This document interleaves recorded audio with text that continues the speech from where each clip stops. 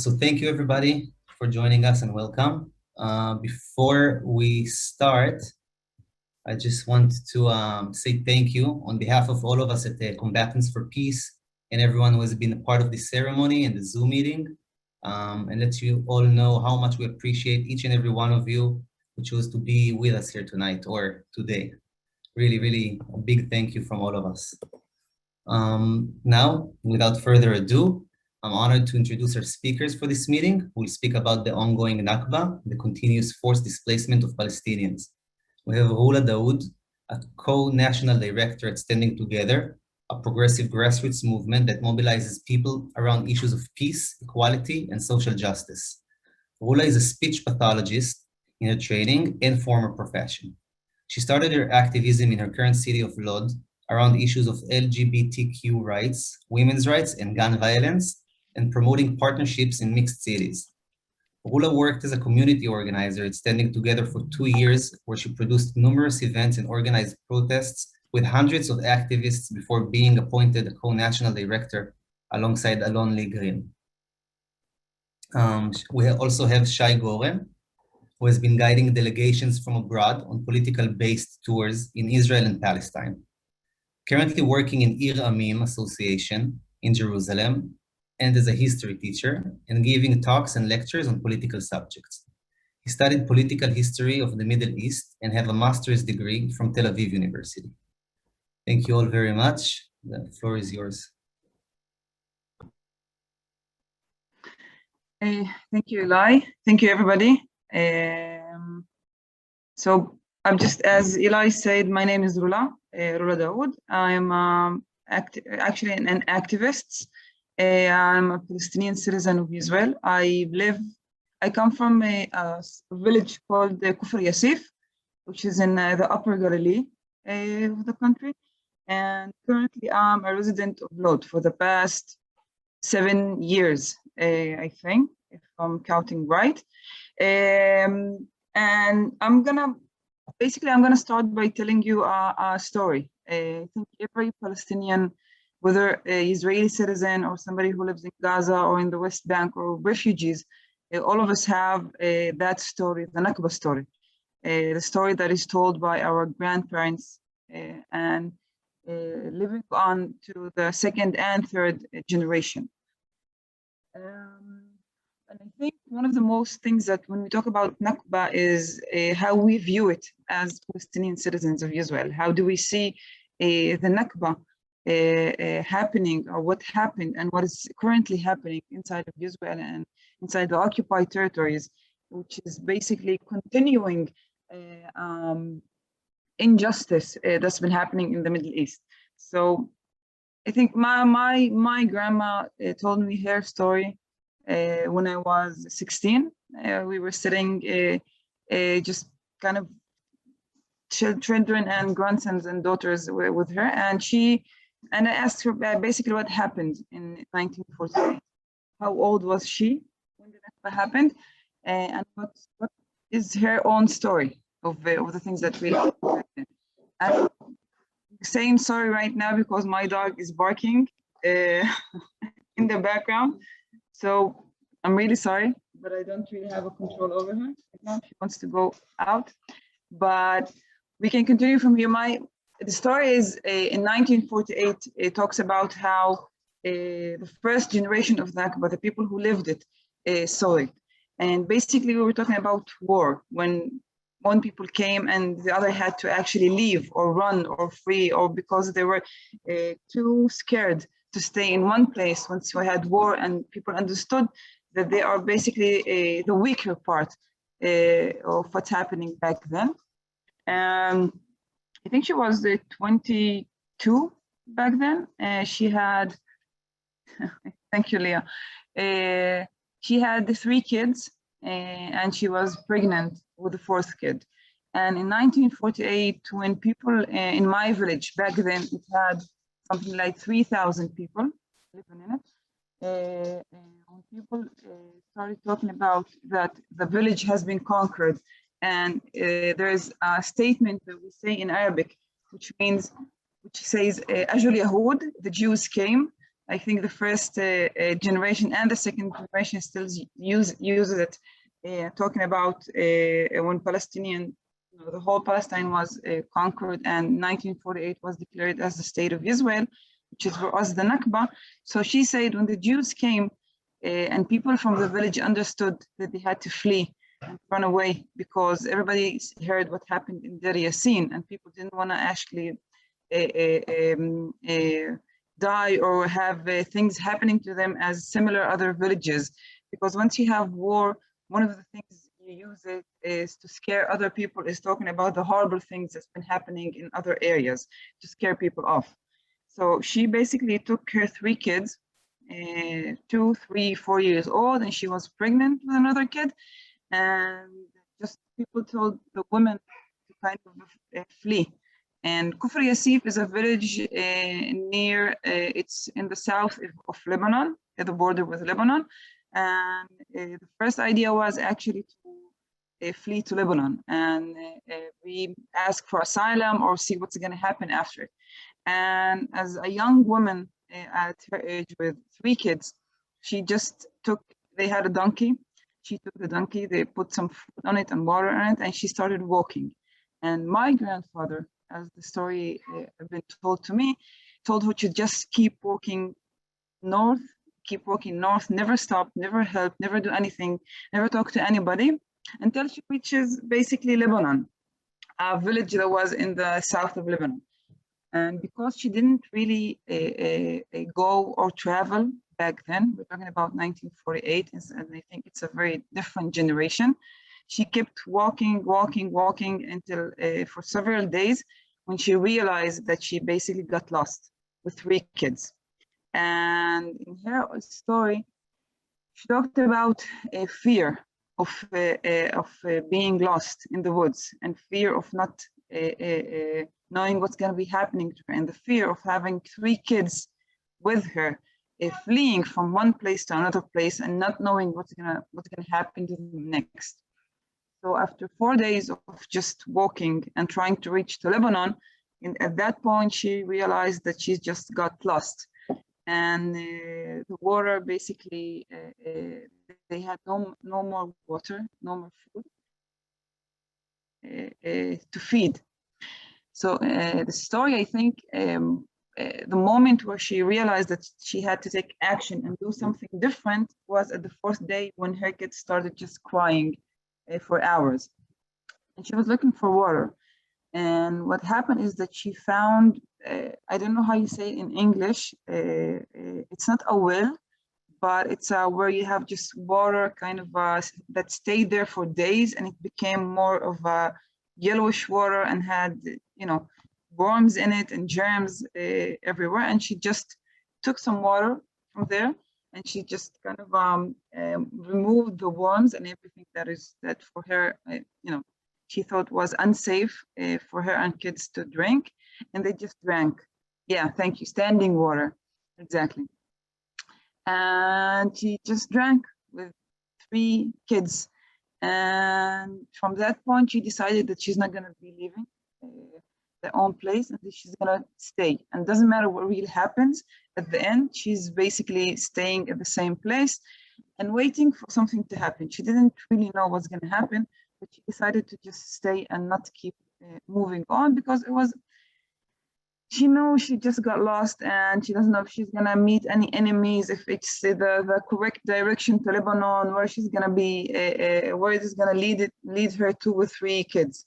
And at the 7th day, after a week, 4 days walking and marching, and 3 days staying at the same place, and she said that she heard people coming towards her, and she saw basically military people from the British mandate and the British army that was still in Great Palestine, and people looking for kind of refugees or other people who flee from villages from up south, north, because some of the villages took basically raised the white flag, and they said, we're not going to fight anymore, and you have just occupied us, and we surrender.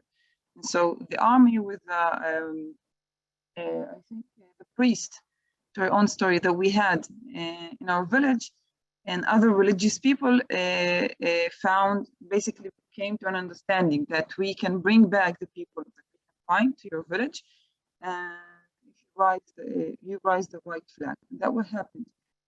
So my grandma took her a week in the wilderness with no food, 4 days with no food, no water, with 3 kids, just wandering around until basically people came looking for her and other people and bringing her back to her village.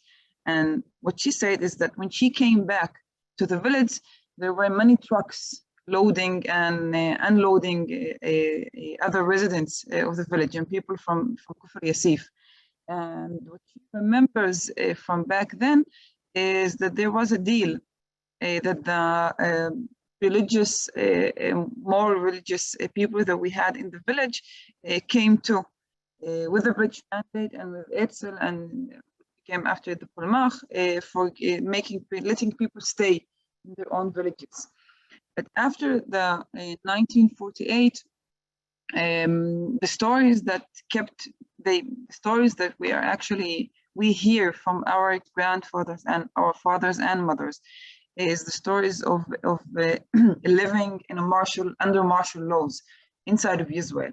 So the continuancy of what happened of the Nakba back in 1948 and until martial laws was in Israel, and understanding that you are a different kind of citizens, a different kind of nation who's living in a country that just occupied, you got occupied by another nation, is very constant. We are reminded of it every day, and it's not just by the stories of our fathers and grandfathers, but I think it's there because of the circumstances and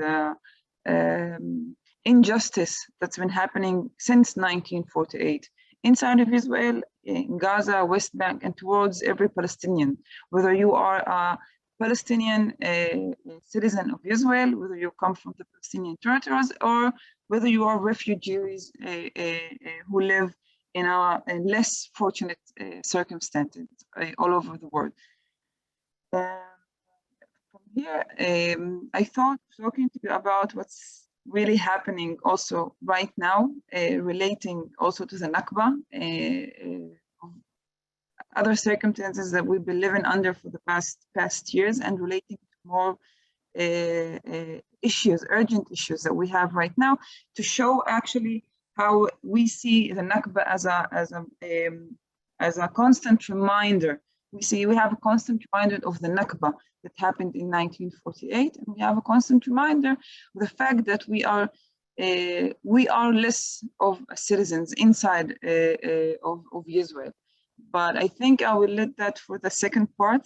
I'll talk about it for the second part, and I will give the mic, if you can say the mic, to Shai right now.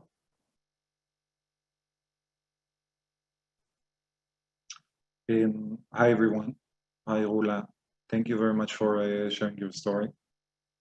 It's interesting, I think, to talk about the Nakba from an Israeli perspective, which is almost like a strange thing to do. But this is still what I'll attempt to do in this next session. So my name is Shai Goren. I grew up in Jerusalem area. And if we're bringing back where my family was in 1948, then I had a grandma who came to Israel. She came from Romania area. She was a Holocaust survivor. When she immigrated to Israel, it was in pretty much the end of 1948. So the war was still going, but she didn't even know. I mean, when she immigrated to the country, that this is happening. And I think that this is a story that we almost didn't hear when we grew up in the country. We talked about her childhood in Europe, and obviously we talked about her past with the Nazis, but we never really talked about what happened here in 1948. And obviously, we never talked about martial laws for Palestinian citizens of Israel that occurred up until 1966, which is the story that Rula just shared with us.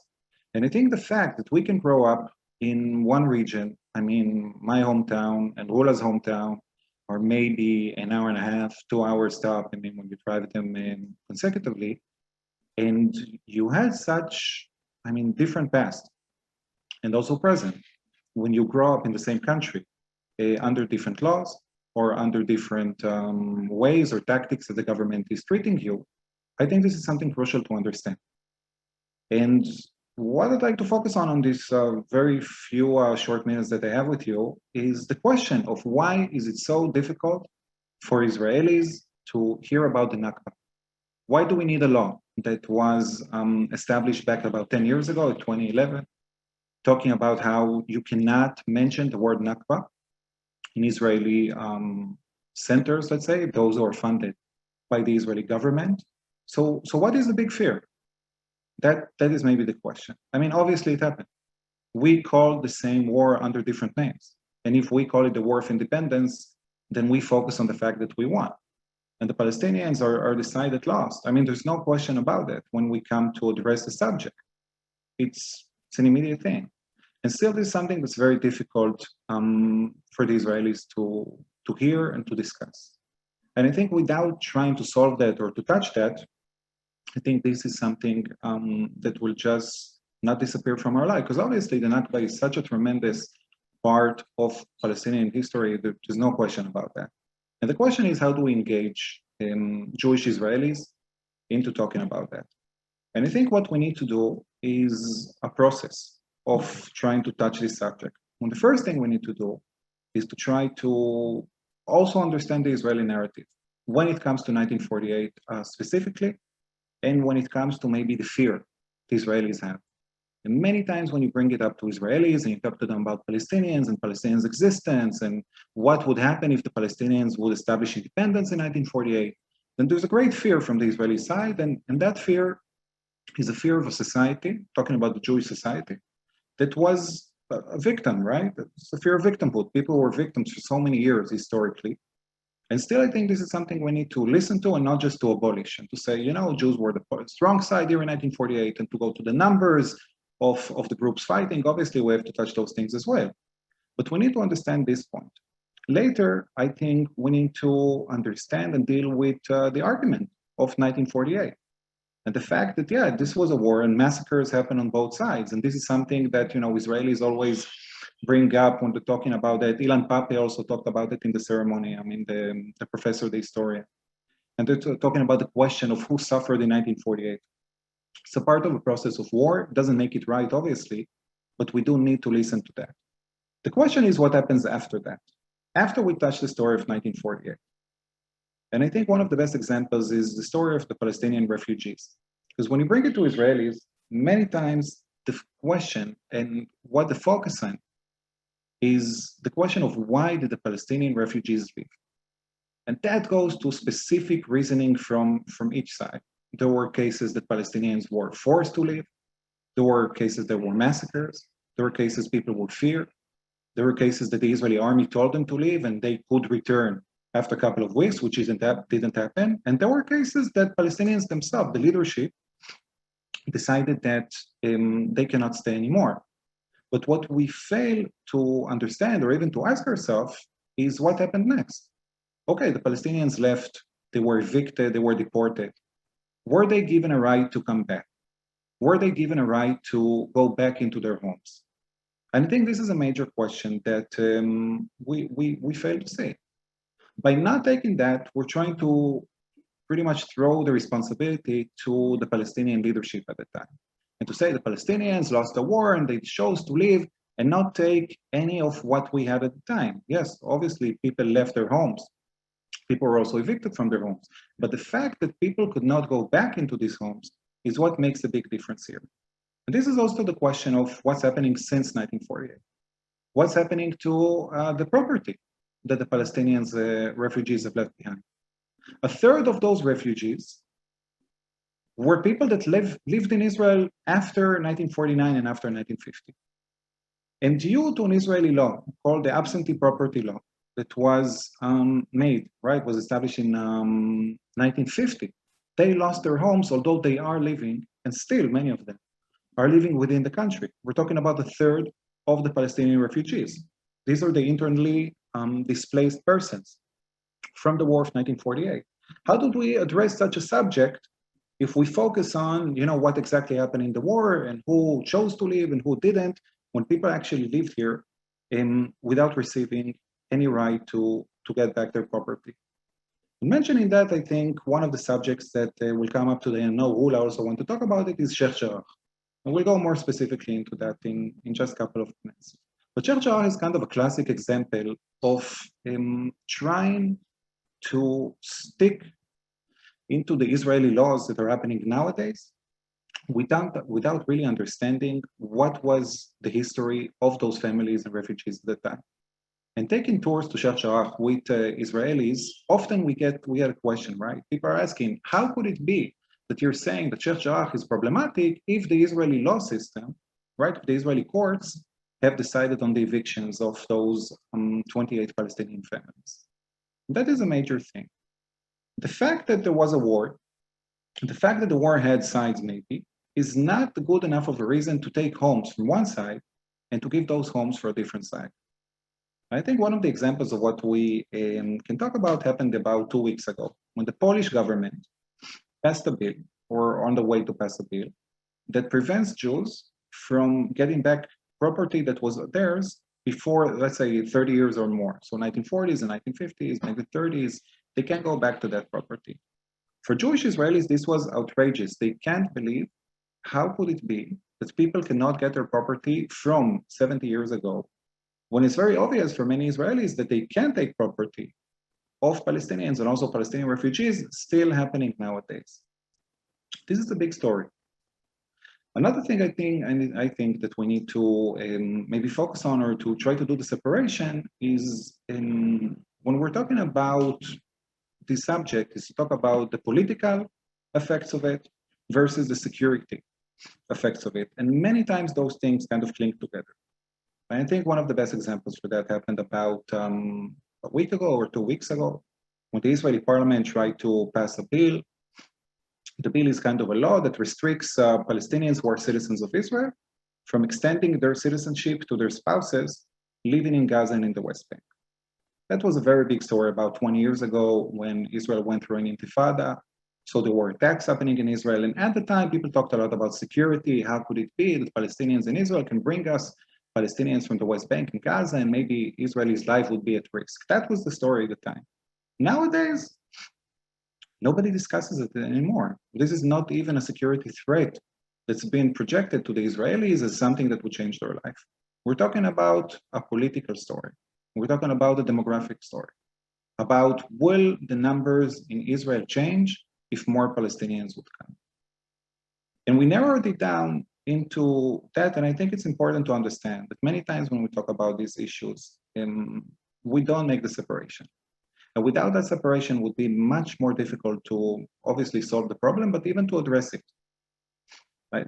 I think understanding both sides and things that are afraid of would maybe help us try to bring conversation to the next level.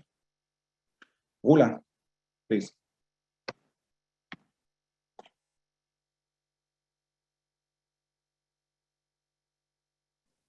Oh, yeah. Sorry, it took me some time to unmute myself. Thank you, Shai. From the other kind of perspective, I would like to take it from here and to talk to you more about the discrimination and the laws that we have inside of Israel and the Israeli government towards different citizens that live inside of Israel and are basically Israeli citizens.